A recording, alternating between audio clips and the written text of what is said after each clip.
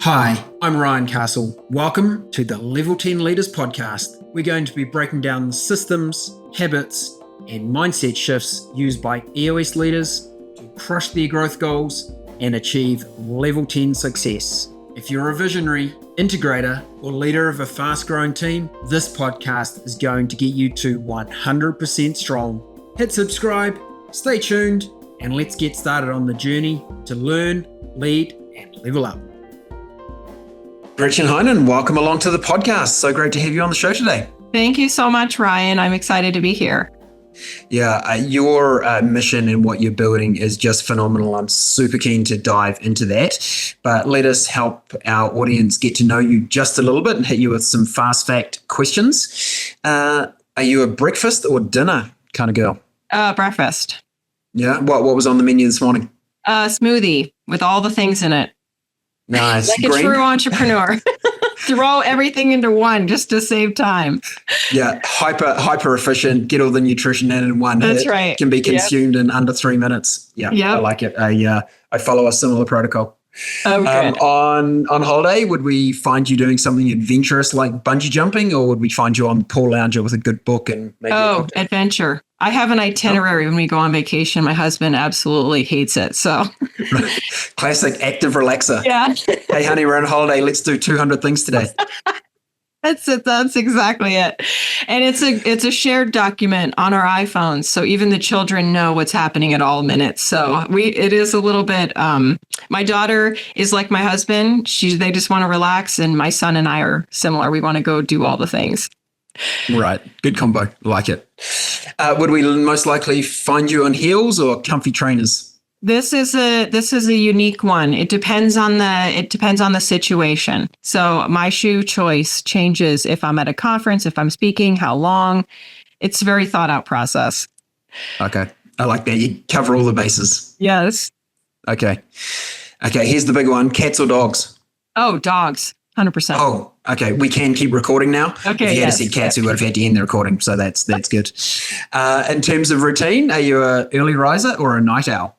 Oh, 5 a.m. Nice. Do you have a set routine in the morning that gets you going? Yep. Ritual. Very much. Set ritual. Working out, journaling, doing some quiet time. So it's important. Yeah. Great. Love that. And if we had some downtime enough outside of the 400 activities to be done to actually relax a little, maybe watching a movie, what kind of genre would be thriller, comedy, drama? What would be? It would be like like action adventure type movie. Mm-hmm. Okay, like that. Hey, that's great. Thanks for giving us a little bit of insight there, Gretchen. Let's shift our conversation to the organization you've built, Authsnap. We'll get into the what that organization does, but I wonder if you just take us back a little bit, give us a little bit of career history, your work in the health industry, and maybe the path that you took to starting your business. Yeah. So my dream as a child was always to be in healthcare. I thought I wanted to be a doctor, even up past, my bachelor's degree. Took a sort of a different path with life and different things and ended up as a nurse. And so there was always this piece of me that wanted to dream very big and do something very big, and ended up in a role that can sometimes put you in a box. And so that, I worked as a nurse for about a year before I was like, oh, shoot, I am going to rise very quickly to the top of this field. And then what, right? Like big vision is just innate in me. Like futuristic is one of my top strengths finders. And, but in healthcare, it was like never enough for me to just care for one patient. I wanted to see all the patients. I wanted to know how the unit was doing. I wanted to know how the hospital was doing. I wanted to know how the whole US healthcare system worked. Right. And so, over the course of time in my career, I always took on roles that would allow me to see the inside of the workings of healthcare financially. Right. Because at the end of the day, if you can't get paid for the work you're doing, you can't do the work. This is how hospitals close. Like I would see patients go bankrupt. I would see people who died because they're waiting for paperwork from the insurance company. I mean, these are all things that were just not good enough for me, and continually they ate at me and ate at me and ate at me. And I worked for, the largest systems I could possibly get to. And in fact, and without naming any names, I was at the largest healthcare organization in the entire world as my last stop as a nurse. And it still just ate at me, right? So I took some time off of that. And, I was just like, okay, I need to evaluate. I quit my job. It's like, I need to evaluate what it is that is my purpose in this picture. Now I know the ins and outs of the whole thing, from the insurance side to the healthcare side to the bedside to the business side. What bothers me the most, and what is the biggest problem I can solve, right? Like, I like to teach my kids that. I like to teach everybody, like, what's the biggest problem you can solve? Because typically on the other side of that, there's more money, there's more fulfillment, there's more of everything, right? So solve, you want to have a bigger life, solve a bigger problem.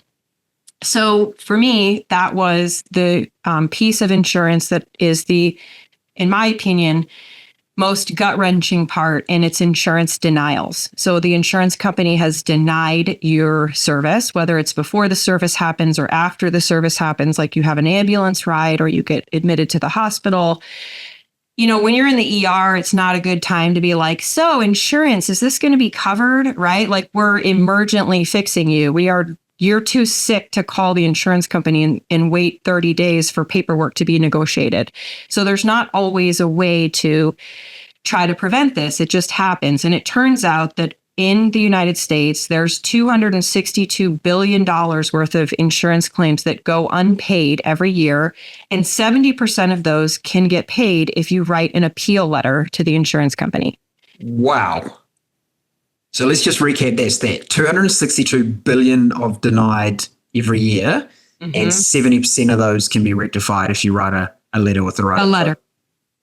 But patients don't know they can write the letters. I knew that patients didn't know this because for 15 years, I watched them not do it. Healthcare organizations can't write these letters. They don't even have enough we don't have enough nursing schools in the United States to crank out enough nurses to meet our nursing shortage. So even if we wanted to have enough nurses to meet our needs, we don't have enough schools to send them through. So a hospital can't take a nurse from the bedside and go have her write letters to the insurance company, right? Like, doctors don't have time to go write these letters. Billing people don't have the clinical knowledge oftentimes to write the letters because you have to have clinical knowledge. So when I saw this problem and the emergence of ChatGPT and AI, that it was in 2023. I started using ChatGPT as an early adopter in 2022. So this is kind of where, I started to see this opportunity.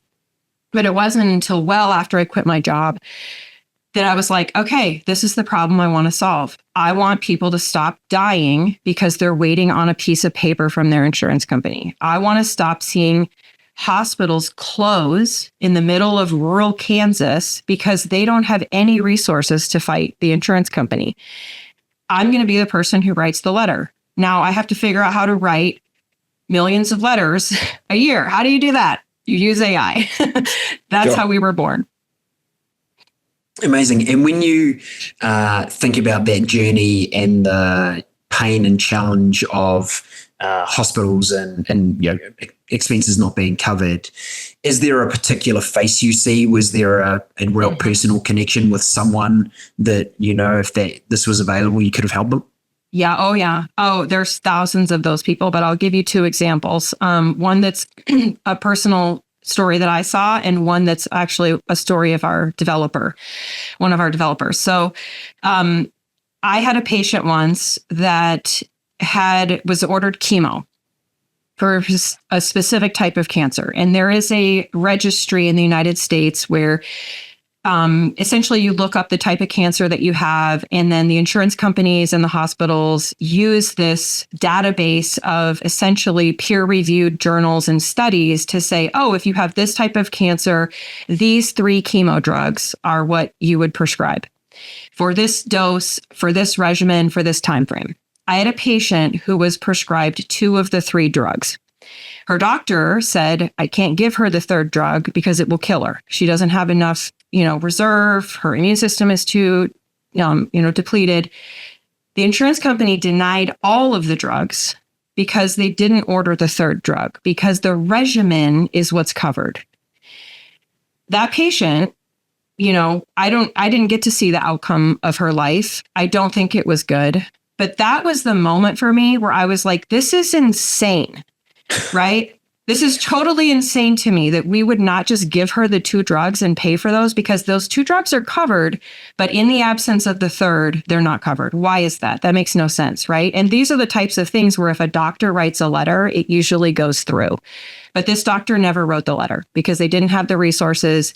They didn't have the ability to, that's the kind of stuff that I saw. Another example is our front end developer. His name is Max. His mom had a sister, and they both carried the same cancer risk gene. His mom's sister, had her insurance company decided to pay for a preventative screen. She got the preventative screen. She got the treatments that she needed. But Max's mom, Kathy, she didn't have the coverage for a preventative screen, which was probably a couple $100, right? Maybe $1,000 for probably a PET scan or some type of MRI imaging. She didn't get that. She ended up losing her life over a preventative screen that she couldn't get, so that she could actually, because no doctor's going to treat you if you don't have the, imaging or the testing to say that there's a problem. So she couldn't get any treatment because she couldn't get a preventative scan. Like, this is the type of stuff that happened thousands of times over the course of my career. Yeah. Well, it's such a strong mission that you're working on, and having just been through a recent significant medical event with my wife, this is very, very near and dear to me also. The great challenge is, for many people, they have this is something I'd like to solve. I think this is a good idea.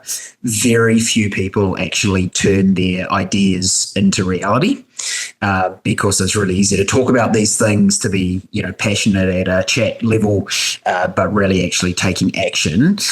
Take us on that journey, Gretchen. How did you go from idea to execution? What were you picturing and what you were going to build? How did you get started? Who did you bring to the team? Can you walk us through that part of the journey?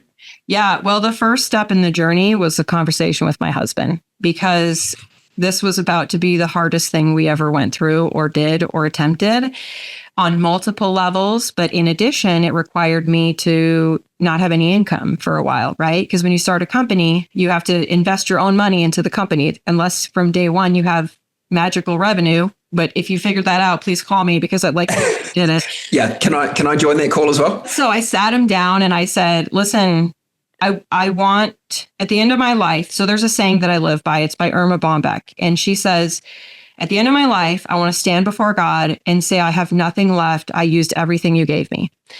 And that is like my mission in life. Like, I get goosebumps every time I say that quote, because it's, to me, like the ultimate purpose of life, right? Is we all have a different purpose. That's how we're all synergistically able to do cool things, right?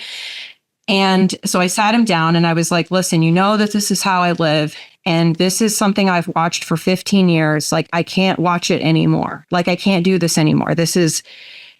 I know we can solve this problem, but it's going to be really hard. And we're going to have to invest our own money. I'm not going to make a paycheck. I'm probably going to have to start traveling. I'm for sure going to have to start traveling, right? The things that I am now as a wife and a mother are going to change. And I'm not going to abandon those roles. I want to learn how to work together to make this work. And I'll say no to the things I need to say no to. But are you in? Like, can I get your support before I do this? And if you tell me no, I won't do it. Because I knew if I had his buy-in and I had his support, everything else would domino, right? And so, he took the time he needed to like really think it through. And then he came back to me and he's like, let's do it. What's the worst that can happen, right? That's the second thing I live by, is what's the worst that can happen, right? The worst that can happen is we lose some money, I'm embarrassed, and I go back to working a job as a nurse. That's literally my worst case scenario, which was actually where I was living before. So so what, right? So, sure. So that was step one. And then step two is I hired an attorney, because this is where I think a lot of founders go wrong, is they like skip this critical piece of the structure of the house. And I was like, this is what I want to build. This is what I think it's going to take. I called some engineers. I did a lot of research with people who are in the tech field, because I'm coming from the nursing field. So I had a huge knowledge gap of tech. And I called a lawyer. I retained a really good lawyer that's in my field, so is in healthcare tech startups. And I paid $800 an hour for this person, right? So this is not like a small town lawyer. This is a huge, he was like, why are you hiring us? Like this is like where people come to us from their first lawyer. And I'm like, because I want to do this right. So that was, as an investment that I think if I could tell anybody starting out on any journey, like spend a couple hours with a lawyer or a CPA or an attorney or someone in the field just to like get a feel for what you have to do this right. And then from there, it was building the team. And I just believe in building brick by brick, having the vision very far out, but then making sure that you're, chunking the stages that you need and planning it out. So I had a deck that I would show everybody that I was going to bring onto the team. I'm like, this is where we're headed. This is what we want to do. Are you in? Are you out? And then because I had a good attorney, our cap table was set up like magic because he's like, listen, in 5 years, you're going to need this structure right here. So be careful who you give equity to. Be careful what you do about this. This is how you need to structure it. This is how you'll win. So then from there, I was able to just domino and build. And paint us a picture of what you had in mind you were going to build. So particularly at that stage when you were just getting started, and then after you've done that, curious to know how has it evolved? Yeah. So I always knew it would be software. Like a SaaS product, software as a service. And because what I wanted to do was take technology and merge it with clinical insight. So I always knew it would be software. And even to this day, we just had a meeting this morning about how we're going to evolve our software because AI is moving so fast that you have to move fast with it. It's like running a marathon. I don't know. Have you ever ran a marathon? I have. Okay. You look like a marathon runner. So how they have like the pace setters? It's like, if you want to have sub 4, you got to run with this flag person, right? And that flag person's like probably like a sub 3 marathon runner. And they're just like, they're helping out and they look like they're not even trying, right? And cruising along, chatting to everyone as they're going, everyone else is gasping around. And so it's like with AI, you have to decide, I'm going to go at that pace of that flag runner and I have to figure out how to get in shape as I'm running the marathon. I don't have 10 months to train. I have to train while I'm running. And, so it's still software that we're building, but now with agentic AI and, really innovative ways to code and use generative AI, we are evolving and shifting all the time. Amazing. And can you give us a high level of how your process works? So is your customer typically a hospital? Is it an individual? Do they wait for a denial first and then you pick it up at the denial and then what you do with it? Can you just walk us through what that looks like?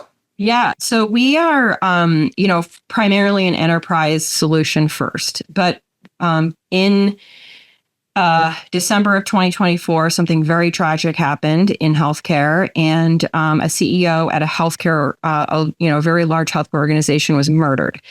And that created a huge interest in individuals fighting their own claims. And so prior to that moment, no one went on the internet and complained about their insurance, right? Because no one wants to read that post.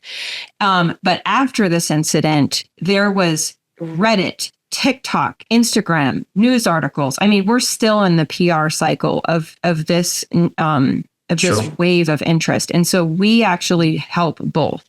We help healthcare organizations and we can help individuals fight their own claims.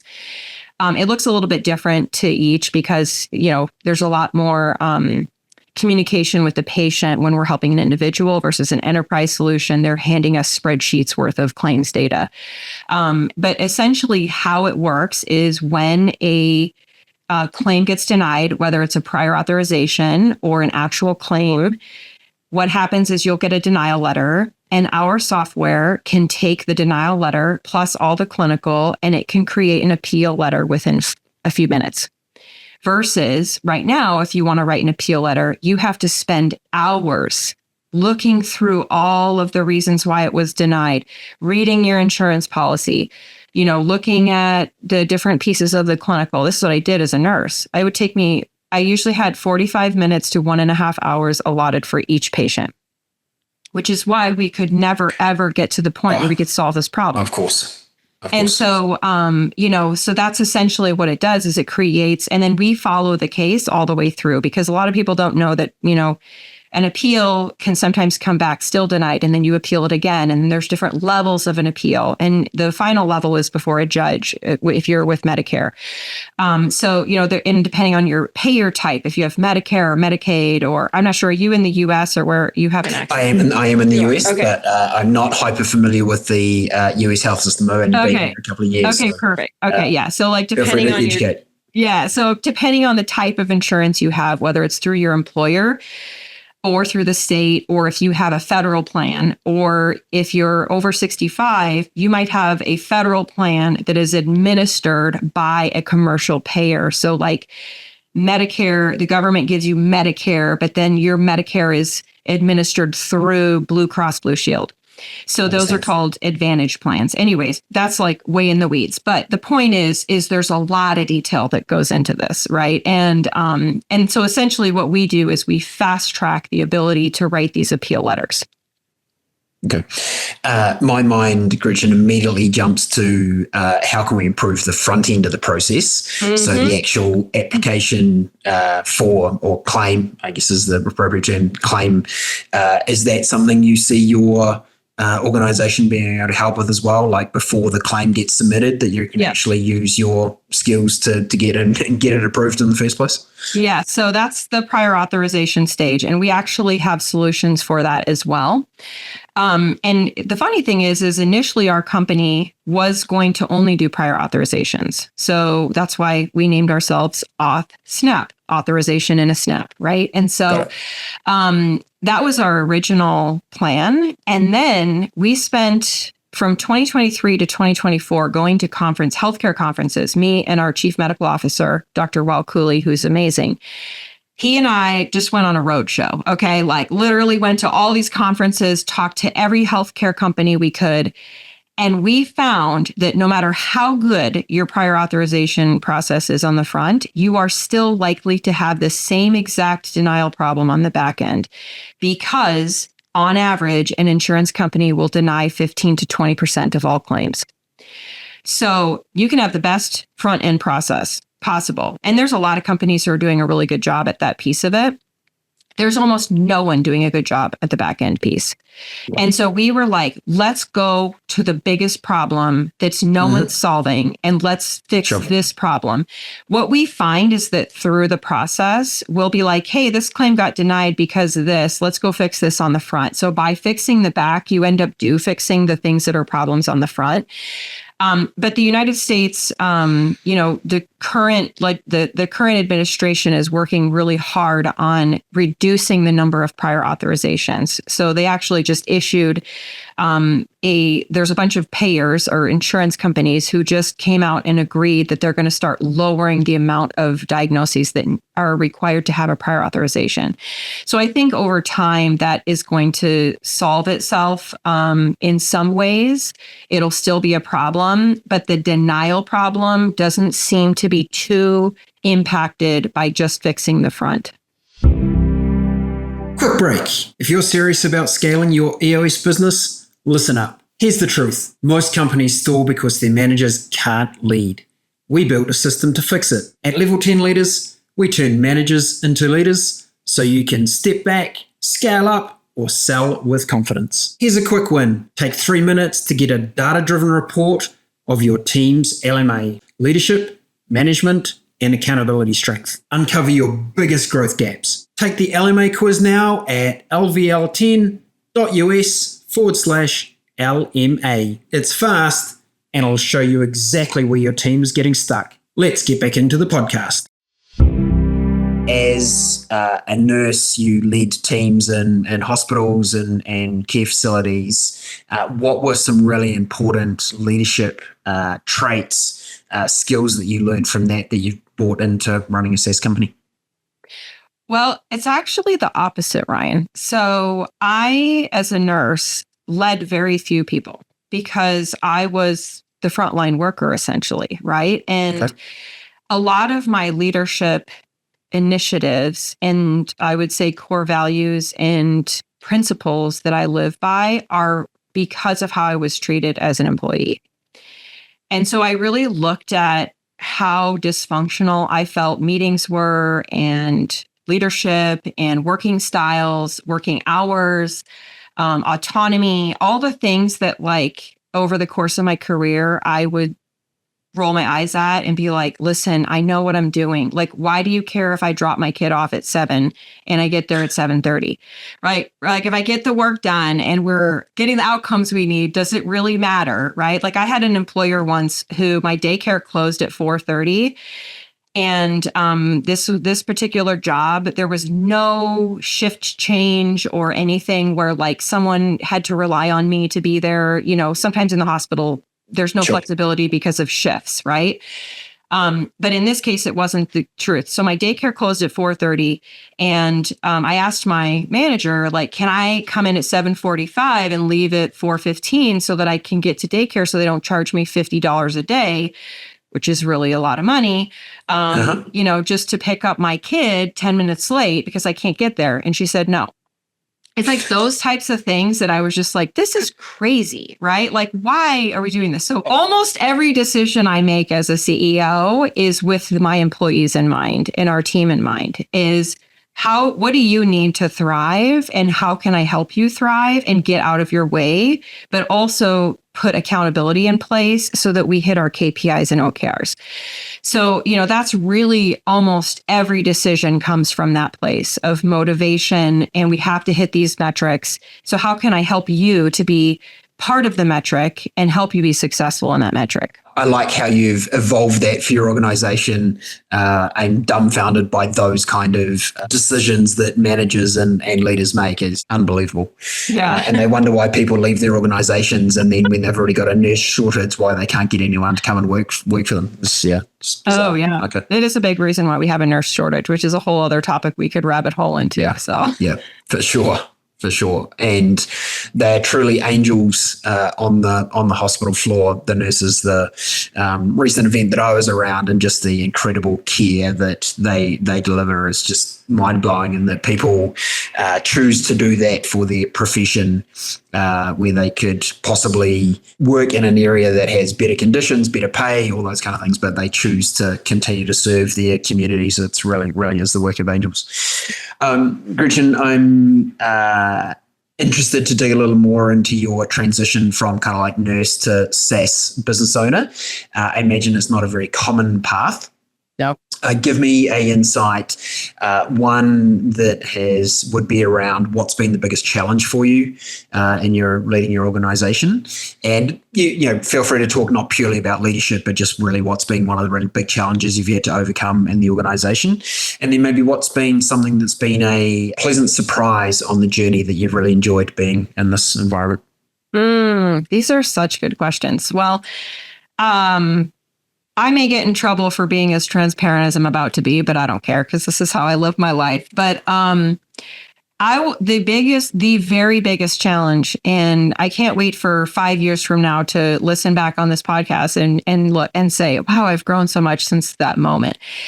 When you go from being a nurse to a CEO of a healthcare tech company whose goal is to hit $100 million of revenue, you can imagine there are major knowledge gaps, right? I mean, even basic business knowledge gaps that I had in the beginning. And I think I've overcome many of those. But like us all, as we go into new roles, there's going to be things we don't know. And I had to decide, which moments I just keep my mouth shut and I figure this out after the meeting, right? Which moments I say, hey, can we pause? I need to get up to speed on what we're talking about here. And which moments are things that I had to just make sure I prepared like heck before a meeting, right? And so I probably had to prepare way more than most people before sales calls, before meetings. I've never read so much news and business and leadership podcasts and things ever in my life.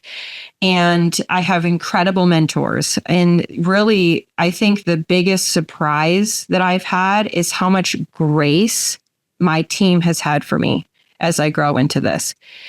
One of the things about being a founder of a company is investors and key stakeholders, they really, and this is just like a C Corp, this is like a C Corp corporation situation. So maybe it's different for LLCs and S corporations. But when you're in a C corporation where your company has shares and we're talking about exits, and you really have to have one person that is like the CEO, the president, the majority shareholder, because investors, it gets messy when you have co-founders and there's all this equal percentages, right? And there's a lot of nuances to this that have a lot to do with finances and equity, and all of that comes into play. But at the end of the day, one person has to be the head leader.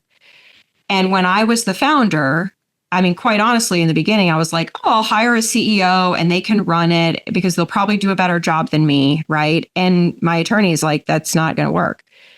It has to be you, right? And so there was this moment very early on. So this is several years ago that I'm talking about, where I was like, okay, I have to grow I have to get like a PhD overnight. I have to have an MBA in 2 hours. Like, how do I do this? So what I did is I surrounded myself with as many smart people as I could. Like, one of our advisors at our company is actually a presidential fellow at the White House and advises the White House on their AI. Our IT, Nice. our IT security advisor writes DoD contracts. So not healthcare security, Department of Defense security. Carmen, a woman you and I both know, I brought her in because she knows how to lead teams like nobody else, right? One of my other advisors is an HR expert. She has an HR company. So I knew she wouldn't let me make a single mistake when it came to HR, which can be very costly. Yes. And then the rest of the team that I surrounded myself were the highest experts I could possibly find in sales, in business, our physician, our chief medical officer. I mean, I literally just surrounded myself with people who were just brilliant. And I said, okay, listen, we can do this. I'm going to work my butt off to make sure that you have everything you need. I will work as hard as it possibly takes for us to be successful. And I earned their respect by my work.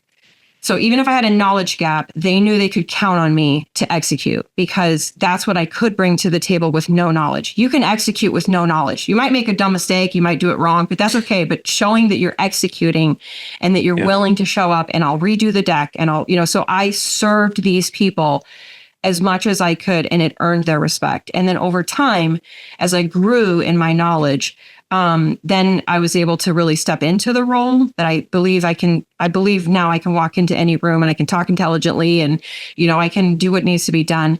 But that surprise for me was how much grace humans actually have for you if you just are honest and you show up as hard as you can. They will have grace for you if you surround yourself with the right people. Yeah. You've talked about two very important traits in a good leader, and that's the absence of ego. So not pretending like they know everything. So that's an important one, and being prepared to be vulnerable in front of a team, saying you don't have all the answers. So super powerful start on those. I'd probably counterclaim your statement that I didn't have any knowledge, but I knew how to execute. I think that is incredible knowledge, knowing how to execute. And I think so many businesses never get started because there's no execution. Many organizations don't last beyond the first year because they don't know how to execute. And more organizations die not because their strategy is wrong, but because they don't know how to get the strategy executed. So I feel like you're probably being a little bit light on your capability around execution there, and just what's such an important role that played in the organization. It's really powerful. Gretchen, you mentioned at the top of the call that you're a futurist, you're a big picture thinker, you think out in the long term. How did you identify someone to be on the team with you that could complement your futurist nature and be more in the day-to-day execution? Oh, that's a good question. And it's honestly a combo of gut intuition. I'm a very faith-based person, so I would call this the Holy Spirit, but if you're in a different faith, you might call it something different. But I really listened to my spirit about what we needed. And one thing that being a nurse working in the ER for 10 years, I can read person right away. Right? That was what I was trained to do. Actually, that's probably where the execution skills came from, because you have to make decisions in seconds. You have to you don't have time to deliberate, right? It's like, we need this. This is what's most important. We got to go here. We have 2 minutes to do it. But you also really learn how to read people, read their fears, read their honesty, anticipate what is about to happen. All those things were things that I didn't know were training me for this role for 10 years while I was honestly quite miserable in an ER. Not miserable, but I will say unfulfilled, we'll say, right? Okay. And so it was part of that. I would say that's like 75% of it for me, is like I can meet someone and I can just know. And there's probably a lot that I'm doing that if you like analyzed it or we wrote it out on paper, which we probably should do at some point. This is good. I'm going to do this. These are the traits, but it's like our core values, right? It's like what we now have as our core values for what I was looking for in each person. And our core values are integrity, resilience, ownership, innovation, compassion, and agility. So, I was like scanning for those things in people. But then I also needed to make sure they had the knowledge gap or the knowledge that we needed or the gap that I had. So like with our IT, I knew I needed someone who's successfully put software together before. So I wouldn't hire someone who hadn't done that. Our salesperson has successfully sold healthcare enterprise sales for 10 years. So she knows how to do it, right? So there was like a piece that's like the Captain Obvious piece, but then there's just this gut piece that I just like read in people. And I'll probably get it wrong at some point, right? But so far I've batted really good. Nice work, Gretchen. Nice work. And what are you most proud of so far? Honestly, I would say it's our team. I said this to somebody recently, an investor recently. I told him, I said, you know what? Our software is really cool and it's really cool what we're doing. But our team, they would show up. We've had periods where they had to show up unpaid, right? We've had periods where they had to show up on a Sunday. We've had periods where they had to show up when they were tired, or like our physician had just done CPR on somebody and then had to come into a meeting with us, right? Where they just had their agility. Our team is our reason that we succeed. It is no doubt. Right. And if I was to ask your husband the same question, what are you most proud of with what Gretchen's achieved? What do you think he'd say? Probably my ability to just have grit. Like even on the hard days. I mean, he's the one that sees everything, right? So when the computer shuts, he sees it all. And he watches me, hear no, get beat up, get slammed, get rejected, have a really hard conversation. And he watches me just process it and then show up. Love that. Maybe we'll get him on in the next episode of the podcast so we can get the real story. But I like that insight. He's cool. He's a really cool guy. He's a keeper? He's a keeper. Mm-hmm. Okay, good to know. Mm-hmm. Yeah. Good. Gretchen, let's bring this to a close. I think what you've achieved to date is phenomenal. But just before we close out, maybe paint us a little bit of a picture. Where would you like Authsnap to have got to in 5 years' time? Oh, yeah. Well, in 5 years' time, we will be a leader in AI data. That's really what we're building towards. Is we have a patent around this. And so this will be something that is impacting every single patient in America is the amount of data that's in our AI studio, what we have achieved and accomplished for healthcare as a whole. Our product actually can transcend to quality to many different areas of healthcare. So in 5 years, that's where we'll be. Nice. And will you still be leading the business? That will depend on acquisitions, mergers, so we know that part of our plan will be to join forces with bigger entities, which we're already meeting and planning for about that right now. So I will have my hand in it. We'll just see what we're end up as far as a role after a merger or an acquisition. I like that. Gretchen, we have on our podcast lots of leaders, maybe people thinking about becoming leaders, starting businesses. If you could give them one piece of advice, what would that be? Oh, gosh, it would be, if you feel like you're an underdog, good. do it. Work, just work harder. Like, you can do it. You can work harder. I don't care if there's things against you. You can absolutely do this. You be listening to this podcast, be surrounding yourself with people who can give you the heart pumps that you need every single day, because you absolutely can do it. Love that. Hey, Gretchen, thanks so much for joining us on the show today. You're truly doing incredible work, saving lives in a different way, but no doubt saving lives. So thank you for what you're bringing to our communities and to our individuals. And thanks for being so open and sharing a lot about your life so far. And we will keep a close watch on how you progress from here. Thanks for coming on. Thanks for having me, Ryan. This was great. Disclaimer: Level 10 Leaders is an independent podcast and leadership development platform. It is not affiliated with, endorsed by, or sponsored by EOS Worldwide LLC. EOS, the Entrepreneurial Operating System, Level 10 Meeting, and related trademarks are trademarks of EOS Worldwide and are used here for informational purposes only. Thanks for tuning in to Level 10 Leaders. If today's episode hit home, here's what you need to do. Take the LMA quiz. Go to lvl10.us/LMA. It's fast and reveals what's holding you back. Hit subscribe and share this with one person who needs to break through the ceiling and crush their growth goals. Stay tuned for the next episode, where we'll show you exactly how to level up to level 10.